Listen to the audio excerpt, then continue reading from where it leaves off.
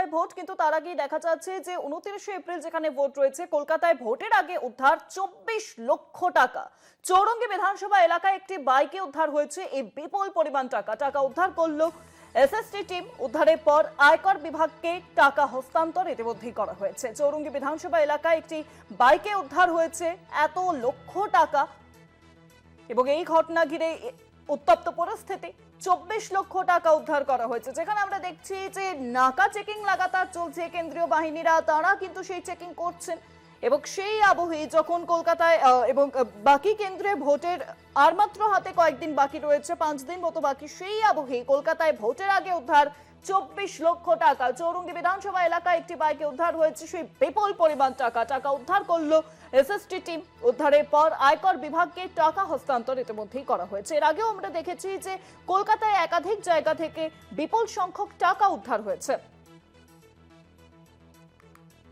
আর এবার উদ্ধার হলো 24 লক্ষ টাকা। চৌরঙ্গী বিধানসভা এলাকায় একটি বাইকে উদ্ধার হয়েছে সেই বিপুল পরিমাণ টাকা। এই ঘটনাকে কেন্দ্র করে ইতিমধ্যেই তৈরি হয়েছে উত্তেজনা, পাশাপাশি শুরু হয়েছে আলোচনা। উদ্ধারের পর আয়কর বিভাগকে টাকা হস্তান্তর করা হয়েছে, যে খবর সামনে আসছে। কলকাতায় ভোটের আগে উদ্ধার 24 লক্ষ টাকা।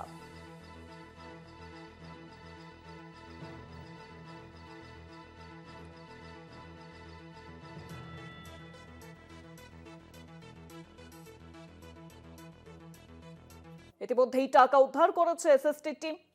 কলকাতায় ভোটের আগে উদ্ধার এবার 24 লক্ষ টাকা।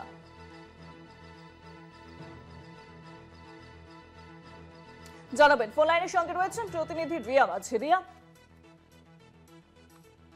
যে 162 চৌরঙ্গি, সেখান থেকে কিন্তু 24 লক্ষ টাকা উদ্ধার হয়েছে। কলকাতায় ভোটের আগে বিপুল পরিমাণ টাকা উদ্ধার কলকাতা থেকে, এবং যেখানে চৌরঙ্গি সেখান থেকে কিন্তু উদ্ধার হয়েছে এবং পুলিশ গোপন সূত্রে প্রথমে খবর পায় এবং তারপরেই এসএসটি টিম তারা চৌরঙ্গি সামনে সেই বাইক ক্যাব ছিল, যেখানে দুজন ছিল সেই বাইকে, তাদেরকে দাঁড় করায় এবং তাদের থেকে 24 লক্ষ টাকা যখন উদ্ধার হয়, তাদেরকে জানতে চাওয়া হয় যে কোথা থেকে তারা টাকা আনছিলেন এবং কোনো ডকুমেন্টেশন রয়েছে কিনা তাদের কাছে, কিন্তু তারা কোনো রকম সদুত্তর দিতে পারেনি। তারপরেই কিন্তু এসওপি মেনে সেই 24 লক্ষ টাকা সিজ করা হয়েছে এবং ইনকাম ট্যাক্স ডিপার্টমেন্টের কাছে সেটা দিয়ে দেওয়া হয়েছে এবং এই দুজনকে যাদের থেকে পাওয়া গিয়েছে তাদেরকে ইতিমধ্যেই আটক করেছে বলে এমনটাই পুলিশ সূত্রে জানা যাচ্ছে।